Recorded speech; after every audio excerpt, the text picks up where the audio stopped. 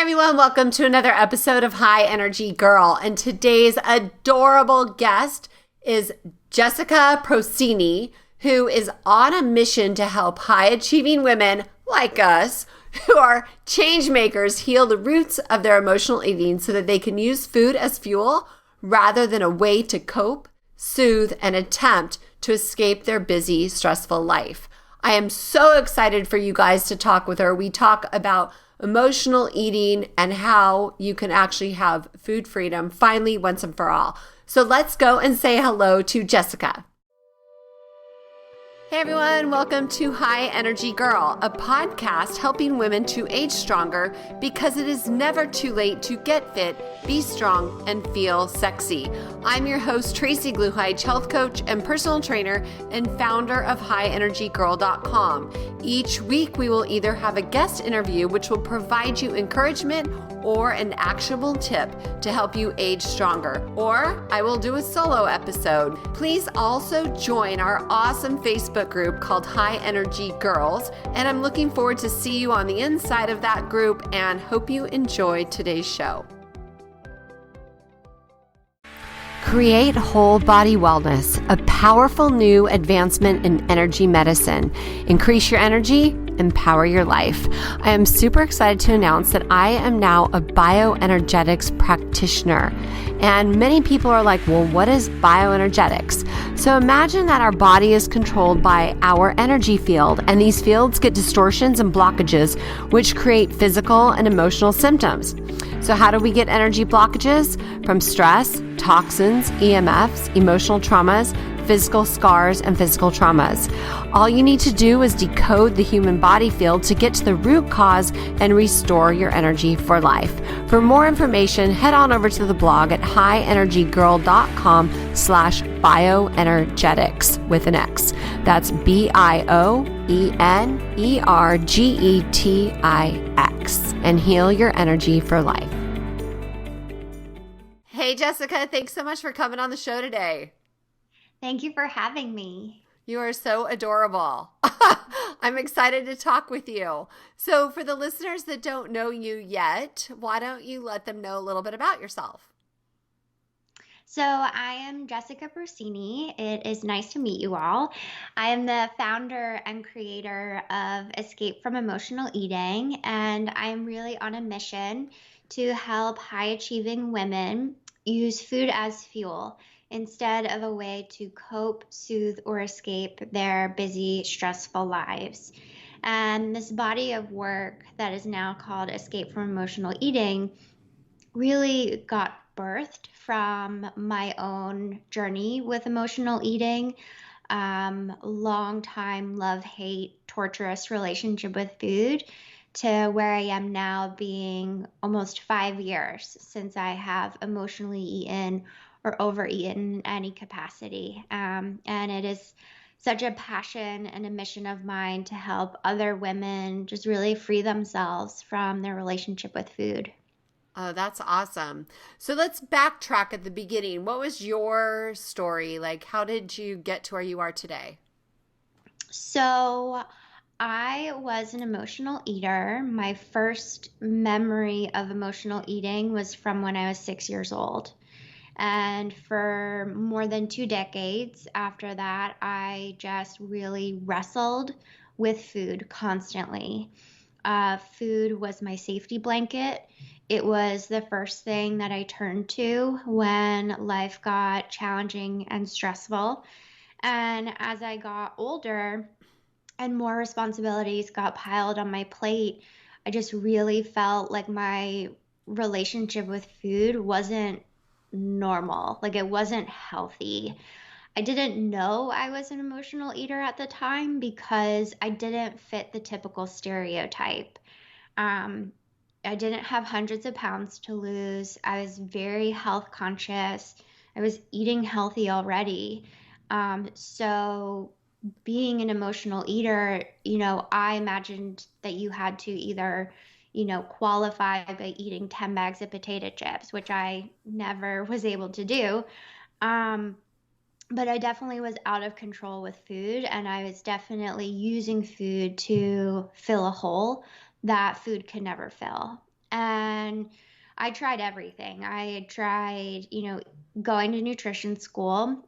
And when I realized that I binged my way through nutrition school, I discovered that just more nutritional information is not going to heal my relationship with food. There's something deeper going on.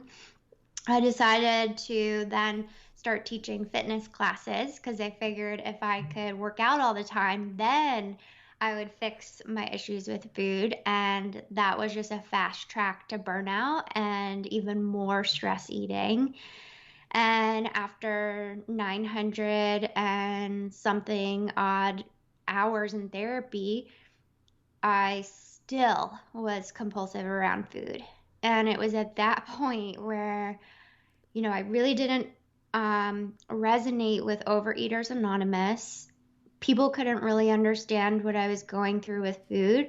And I just really felt hopeless and alone. And basically, like, my compulsions with food was something I was just going to have to live with for the rest of my life. I figured, like, this is my cross to bear. This is just something that's just going to get worse as I get older, and I better suck it up, shove it down, and, pretend like everything's fine.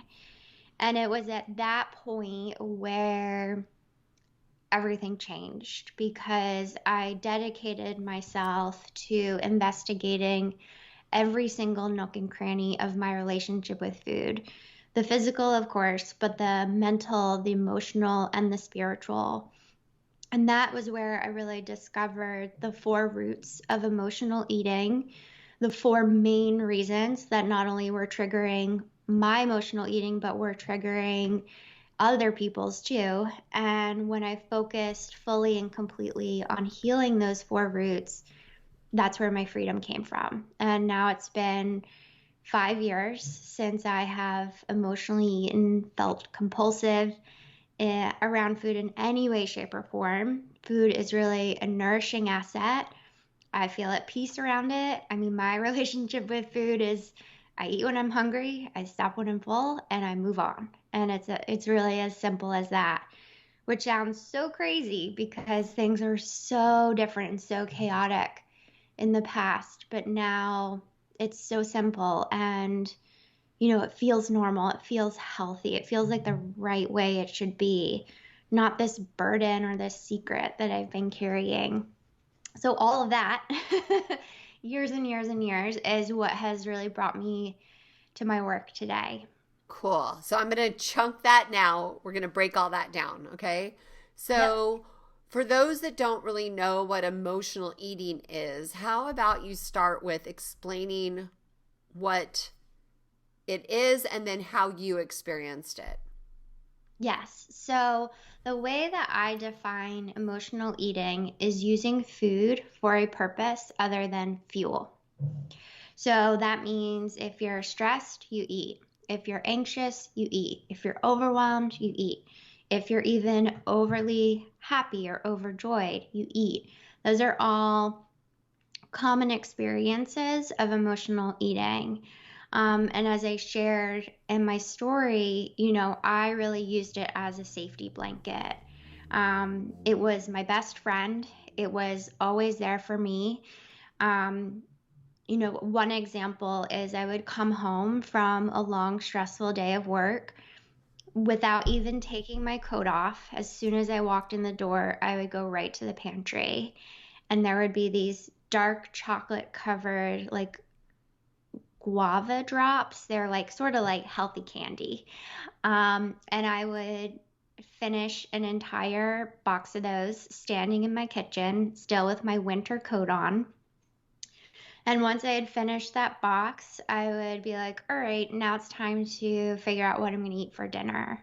And as I was cooking dinner, I would be eating something.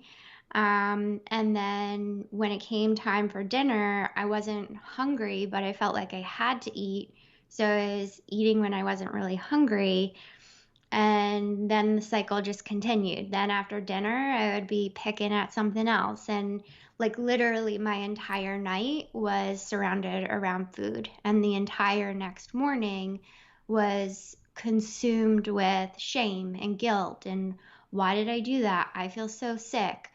And like just berating myself for what I had done with food the night before.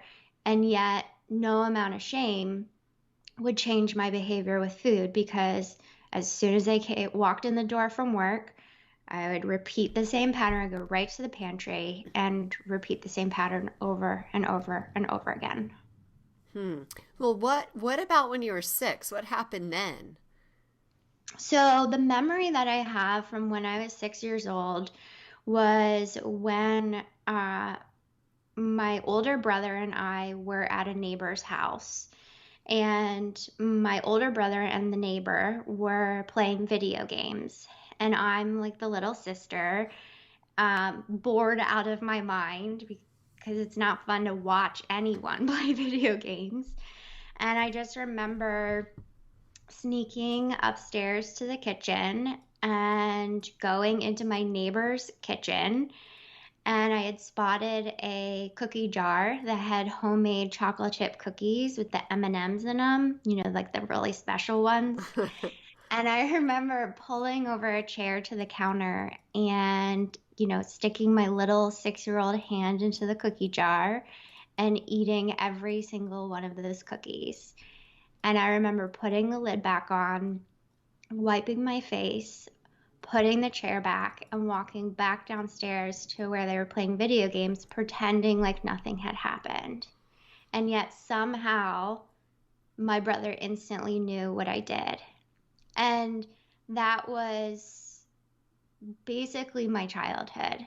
I was always looking for cookies. And, even now as an adult, and sort of like coming out about my relationship with food, both of my parents have identified themselves as emotional eaters, even now. And we even recently had an exchange where I was visiting them, and I was like, "Where's ice cream?" Like I wanted some ice cream after dinner.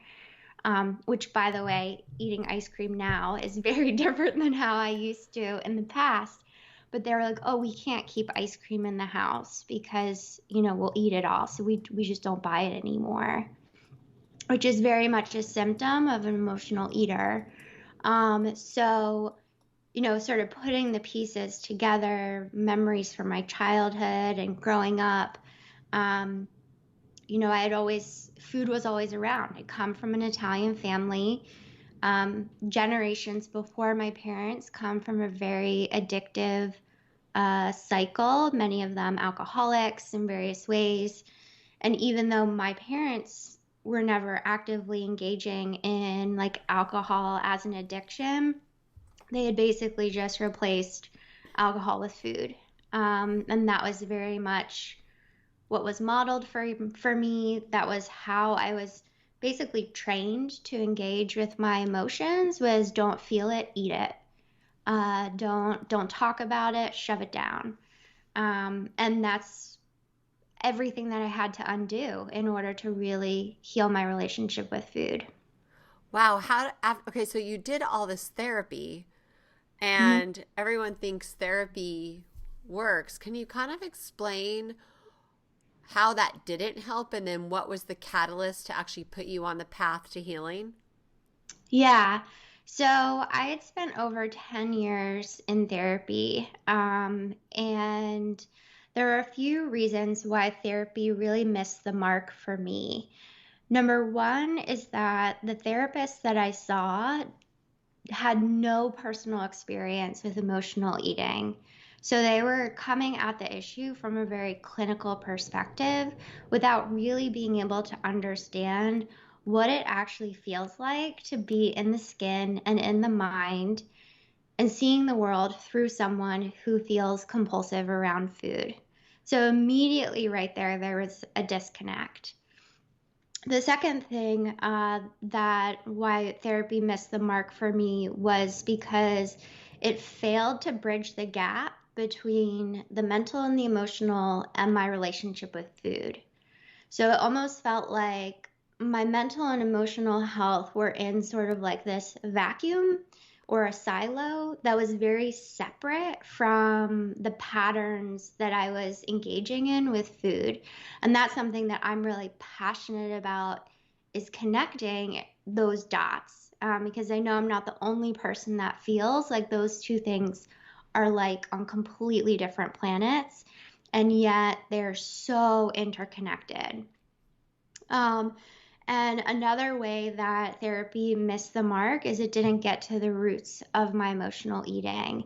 Something that was very common that I would hear from many therapists was, well, when you're hungry or when you want to emotionally eat, just go for a walk or just have a glass of water, give yourself 20 minutes. And then if you're still hungry, then you can have something to eat. Which that, number one, is just replacing like food with some other distraction. It's not really, inquiring underneath anything. It's just, replacing one thing with another. And then with the whole like go for a walk thing, it just missed the mark. It just like there's so much going on whenever we feel the magnetism towards food and we know we're not physically hungry. There is like a whole world underneath the surface of that.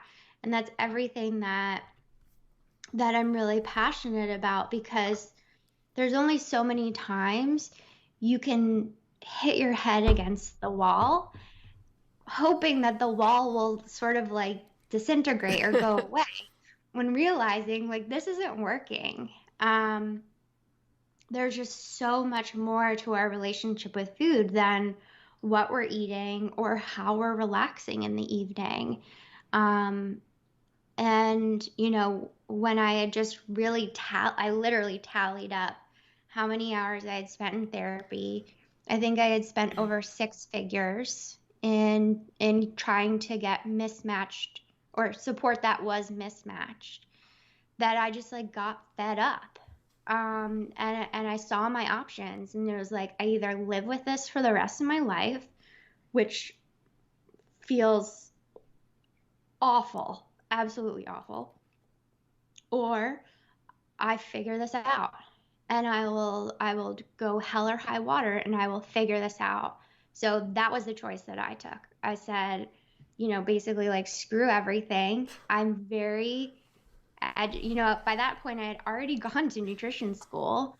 I had already been studying psychology. Like there has to be a connection here. And that's really, what made me choose this path. Where did you go to nutrition school? I started at the Institute for Integrative Nutrition, and then I moved over to the Institute for Psychology of Eating. Okay, and so was that the catalyst that actually helped you, like, finally see that bridge that you were searching for? I would say it was a beginning. What's important to note about my work is that it's not something that I learned in school. Like school supported me in accessing certain things or making some connections, but and this is why I'm passionate about what I do, because I think there's such a miseducation when it comes to emotional eating. There's so much stereotype, there's so much stigmatism. It's been compartmentalized with eating disorders. And while emotional eating can sometimes be a sister or, a visitor to certain eating disorders, it is a separate entity. And I do believe that there's a lot of missing support and treatment to it. Because that's why I struggled for so long, because I was like, I don't fit in these extremist boxes. So where is support for me? And I know that's something that a lot of my clients experience too. They're driven, they're highly successful, high achieving women who aren't going to go to Overeaters Anonymous, and they don't have time to sit in therapy once a week for hours. Like we just need to do things differently. So, what I want to ask you is, I have believed that emotional eating, that when you're eating when you're not hungry, it is primarily because either you are trying to bring yourself pleasure, such as like, that tasted good, I want more. Oh, that was good, I want more. Or you're trying to avoid pain, such as you're stressed, and you don't want to feel the feelings. Mm-hmm. So I'm sure there's more to it than that. Can you kind of elaborate on that thought? Yeah. So that's what I call sort of a bit more of the surface. Emotional eating has many layers, and has many deeper roots. Um, so, so as human beings, yes, we are trained to go towards pleasure and avoid pain. But from my experience and what I've seen working with emotional eaters is that when we do that with food, it stunts our emotional growth. So every time that we are moving away from discomfort or not feeling our feelings, we are not emotionally, number one, we're not emotionally healthy, but we're not emotionally growing either. Right. So, so what we need to do, and it's something that's coming up a lot in 2020 with everything that we're experiencing, is just sort of like showing in our faces of how emotionally stunted we all are, because what we're going through in 2020 is just like a fraction of what could or has been tolerated in the past. So there is opportunity. We all have opportunity, whether we have compulsions with food or not, to emotionally grow and emotionally develop. So that's part one. Stress and stress eating is, you know, just like a small surface approach of a much deeper issue. So if we follow someone's stress all the way down to the root, what we will actually find is fear. Anytime someone is stressed, anxious, scared, overwhelmed, the root of that is fear. It doesn't, the person doesn't have to even be conscious of like what they are afraid of, but anytime someone is experiencing stress or anxiety or overwhelm, there is a deeper fear that is activated and playing out the behavior. And then food just becomes a way to try to mitigate or get away from the feeling of stress in the body. So basically, food just becomes another problem on top of the existing problem. Yeah. As essentially what emotional eating is like just adding a problem on top of the original problem. Mm-hmm. So it's about pulling back the layers and really getting to why are you eating in the first place and what is really going on here. And in a lot of my work, a lot of the conversations that I'm having with my clients aren't really about food. It's not about what's going in their mouth. It's about everything that has led them to the experience in the first place. Interesting. So I want us to learn more about the history. Like, so you started diving in and trying to figure it out, as you say, so that you didn't have to live with this, which, it does sound, non-ideal. So what else did you do? Like, I'm really curious. Like, how did you get so knowledgeable? Like, what did you know what I'm saying? Like, what was next? I mean, what was next was honestly like rolling up my sleeves and just like living it. It came from like the day to day decisions that I was making around food. Um, it came from really having this experience where I was almost like watching myself with food. A lot of my clients talk about this, but it's almost like having like an out of body experience where you're like watching yourself interact with food, but you're also like bearing witness to it. I mean, I wish that I could tell you every single little step, but this is literally 10 years in the making Uh, of what really added up to my freedom. That's over 10,000 meals that go into that. There's just so much. I don't know, like, I guess ask me a more specific question because okay. there's just so much here. I can do that. So it sounds like you, for a while, you switched from the whole food thing that you thought, well, maybe if I do nutrition school, that will help me, or maybe if I do fitness, that will help me. Um, what problem were you trying to solve with, say, for instance, the fitness? Like, you don't look overweight to me now. Were you at one time? When I was a fitness instructor, I was about 40 pounds heavier than I am now. Interesting. So, like, was I obese? No. But like I said, like I didn't fit that stereotype. But you'd be surprised how many people who are in health and fitness who have major issues with food. I know I'm not the first person. Oh, God, no. I Yeah. think it's like let your mess be your message. I mean, anybody who's followed me knows that I had an eating disorder and struggled with it for a very long time. I wrote about it in my book. Hmm. So I think it's very common that people actually seek to learn about things and want to help people with things that they struggled with themselves, Hmm. you know? But I will say that when I went to nutrition school and when I became a fitness instructor, um, I didn't know I was an emotional eater. So I was just attacking the problem from how everyone else attacks the problem. It's food and workout. Eat healthy, work out. But it wasn't until I would say probably 2 or 3 years after I graduated from nutrition school that I had this realization like, oh my gosh, I don't have hundreds of pounds to lose, but I am definitely an emotional eater. When did you graduate?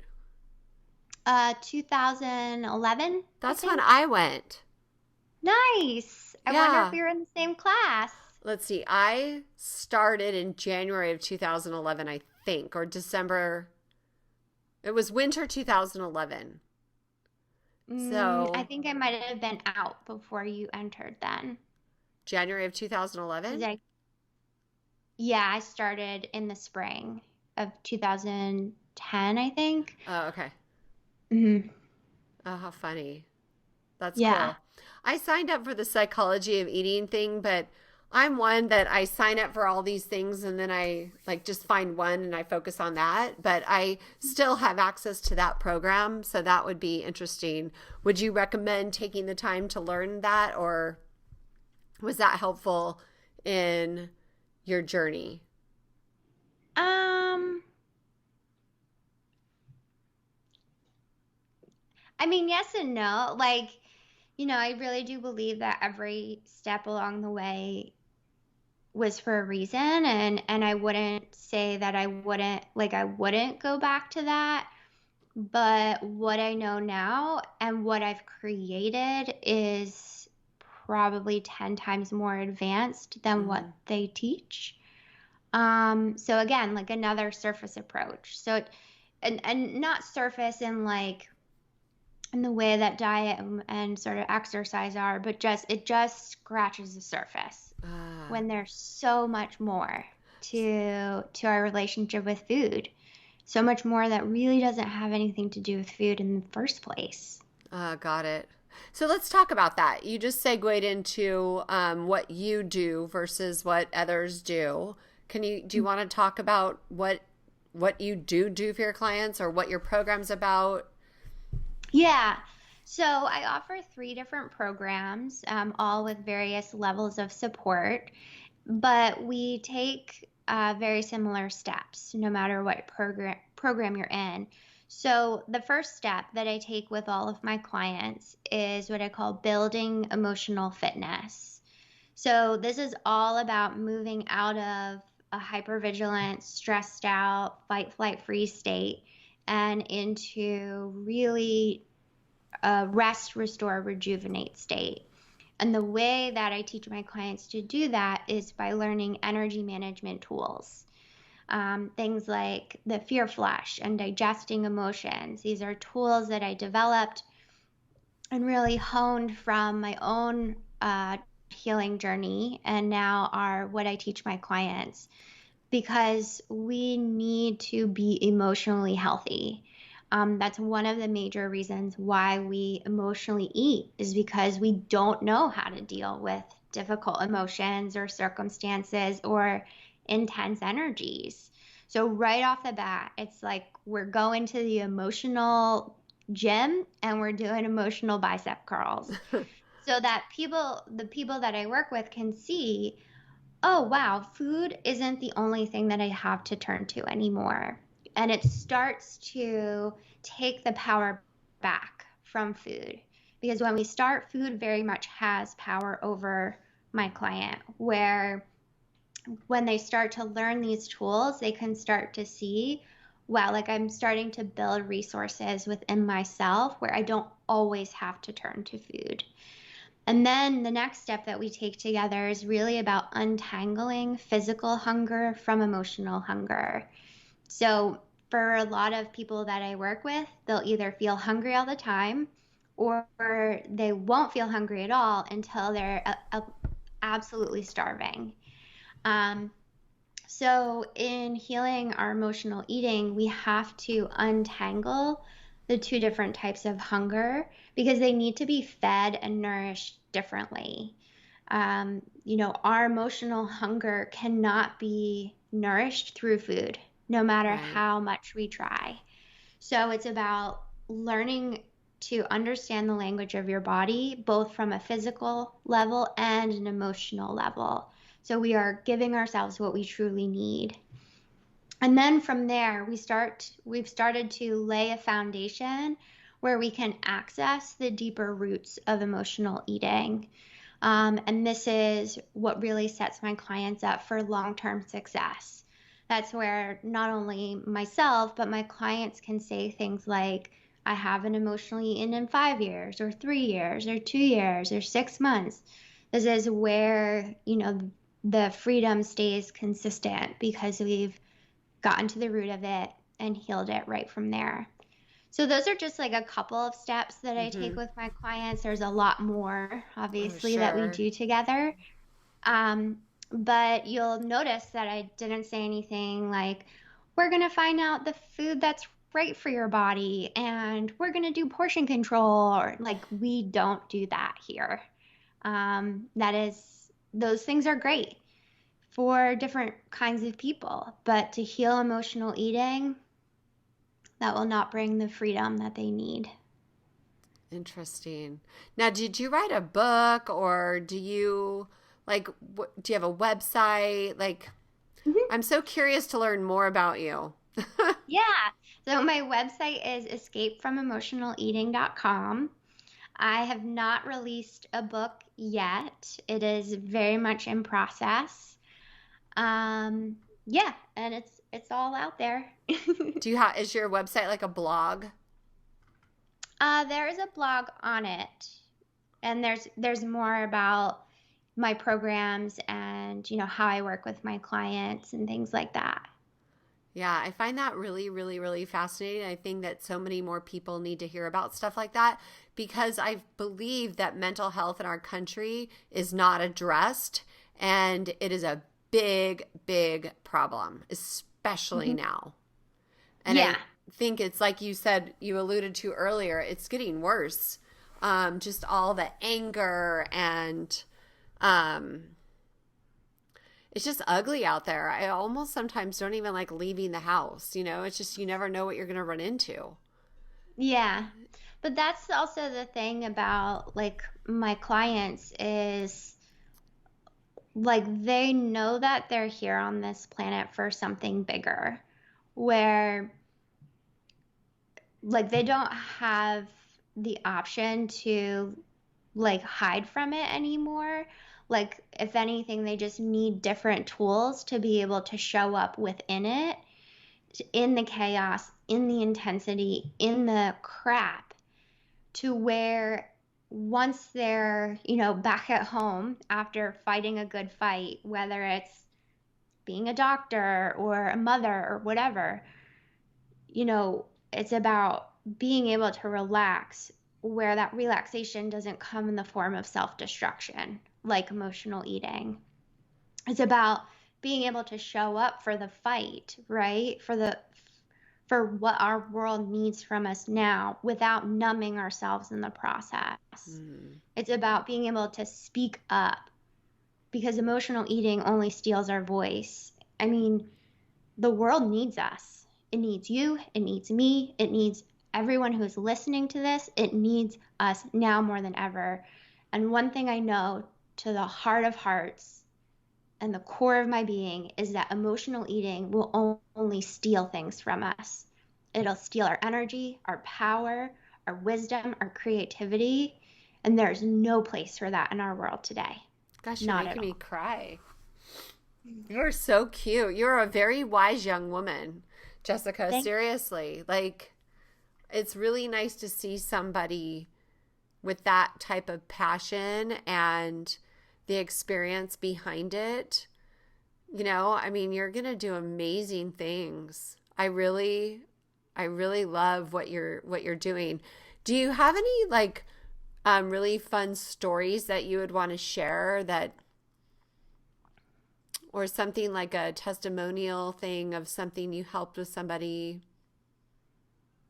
Yeah. So we were talking about, how this world is intense and, we just want to sort of stay at home if we can. So this brings to mind one of my clients, Sandy, who is a surgeon. She's a doctor, very high stress, high pressure lifestyle.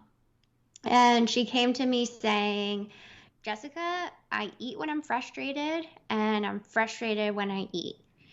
And when she and I started our work together, like eating was her outlet. It was the way she took the edge off, the way she sort of got through difficult circumstances. Being a doctor, she knew a lot about health and wellness. She knew what she should be doing, but she just wasn't doing it. And so in our work together, now she no longer eats when she's frustrated. She hasn't emotionally eaten. I think it's been 18 months and counting now. Um, and she said to me one day, this was just a few months ago, she said, you know, because of our work together, I've started this organization that helps ER doctors identify victims of sex trafficking, just as like a side project. Wow.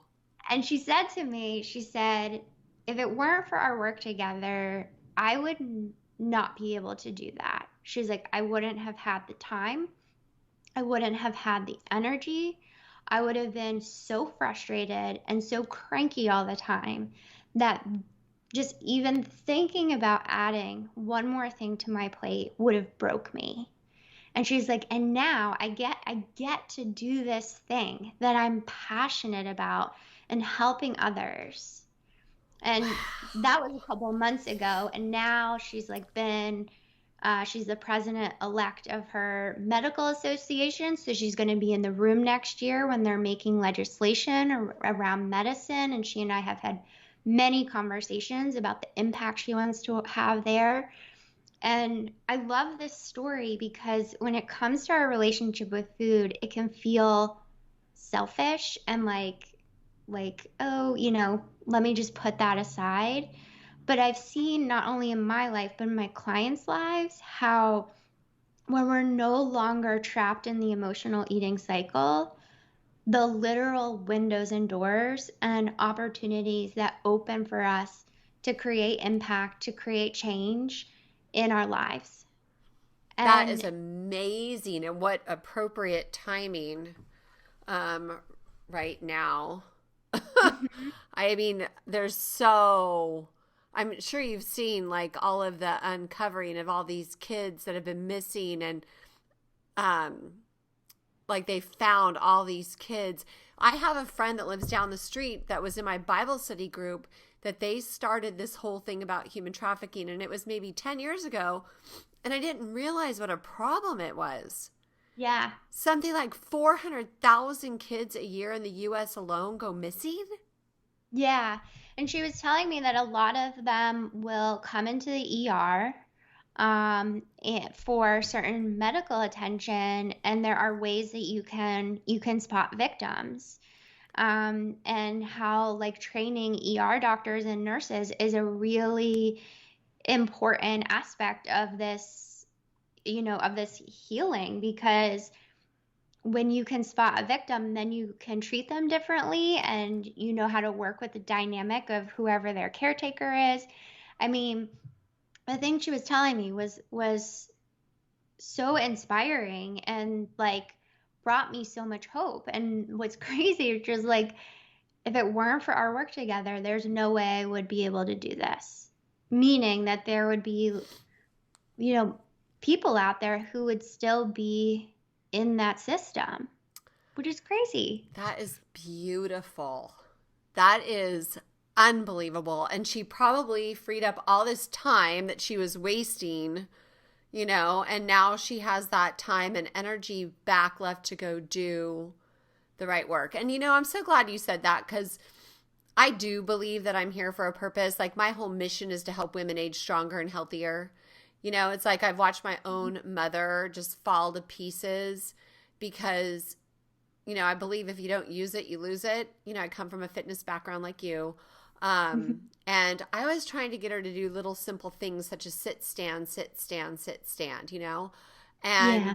the medical establishment doesn't help people really. They put a Band-Aid on a root or on a symptom instead of looking at the root cause. Even with like emotional well-being, it's always like all this, Prozac or whatever the antidepressant of the week is. And so I love what you're doing. I really, really want to learn more from you and check out what you're doing. And so again, for the listeners, what would be your parting words of wisdom if you were to give somebody a tip on like the first steps they should do to even notice if they have a poor relationship with food? Yeah. So my recommendation, so there's a free video on my website that goes in depth about what the four roots of emotional eating are and how they may be showing up in your relationship with food. And I highly recommend that people go to my website. It's escapefromemotionaleating.com. Watch that video. It's literally 3 minutes long, so everyone can watch it. And really honestly look at your relationship with food. Are any of the things that I'm sharing in that video resonating with you? And if so, after the video, I also give, or in the video, I give next steps. Like if this is you, take this step. If this is not you, do this instead. So that's a great place to get started and really, moving beyond the old conversation of eat this and not that, and really starting to look at why are you eating and what is really going on here, so that the healing that anyone chooses is really a match for them. And it saves them the years and years and years that I spent wondering what was wrong with me and why I couldn't, get this food thing under control. It literally saves them years of their life. So escapefromemotionaleating.com. I recommend watching that video because it'll start really digging into what's beneath the surface. Oh, that's awesome. And then are you also on social media with the same name? Yeah, my name on social media is Jess Procini. But if you just search Escape from Emotional Eating, I should pop up somewhere in there. Okay, cool. But it's also, a link is also on my website. If you just scroll down, all my social links are there. Okay, awesome. I love what you're doing. I think it's amazing. You are adorable, and you have inspired me so much. And I appreciate you coming on the show.